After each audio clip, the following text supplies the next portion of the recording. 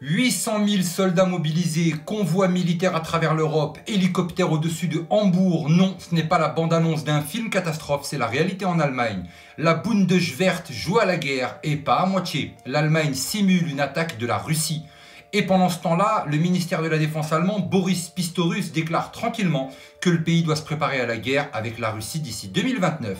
Mais attendez, quelle guerre? Quel danger? Poutine lui-même l'a dit, la Russie n'a aucun intérêt à attaquer l'OTAN. Alors pourquoi cette agitation? Pourquoi transformer l'Europe en terrain d'entraînement militaire? Parce que l'ennemi russe est le dernier ciment d'un Occident qui s'effondre. Économie à la dérive, société fracturée, des valeurs en lambeaux.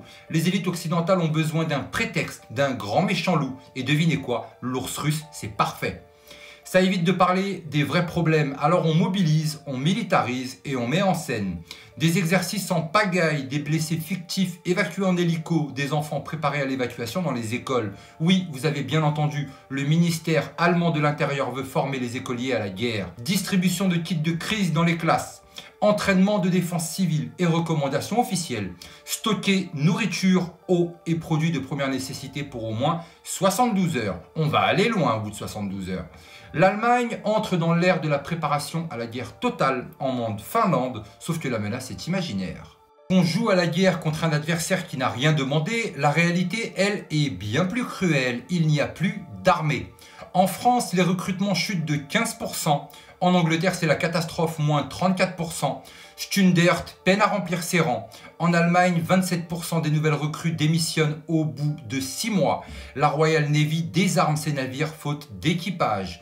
Les États-Unis, pire crise de recrutement militaire depuis la guerre du Vietnam. On menace les jeunes soldats pour qu'ils restent. On ferme les yeux sur les suicides. Et pendant ce temps-là, les plateaux télé rêvent d'envoyer des troupes en Ukraine. Des troupes qui n'ont même plus de jus ni de conviction.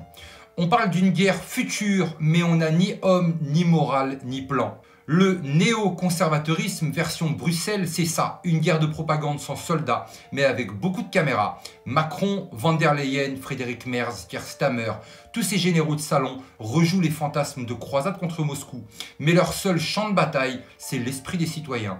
Parce que s'ils militarisent, c'est l'opinion publique qui valide. La peur devient la doctrine, la guerre devient habituelle et la société bascule lentement vers un état de mobilisation permanente. On vous prépare à une guerre, mais contre qui? Vraiment? La Russie ou bien contre vous? Contre votre esprit critique, votre paix intérieure, votre droit de dire non à ce délire militaro-médiatique. L'ennemi n'est peut-être pas à l'Est, mais dans les palais feutrés de Bruxelles et les studios des chaînes d'infos en continu. Alors que faire? Dis-moi en commentaire si tu refuses qu'on prépare tes enfants à la guerre au lieu de les préparer à la paix. Partage cette vidéo si tu refuses d'être complice d'un délire atlantiste, sans soldats, sans stratégie, sans vérité, qui nous opposerait une fois à la Russie et aussi aux États-Unis. Mais clairement, n'oubliez jamais, on n'est clairement pas au bout de nos surprises.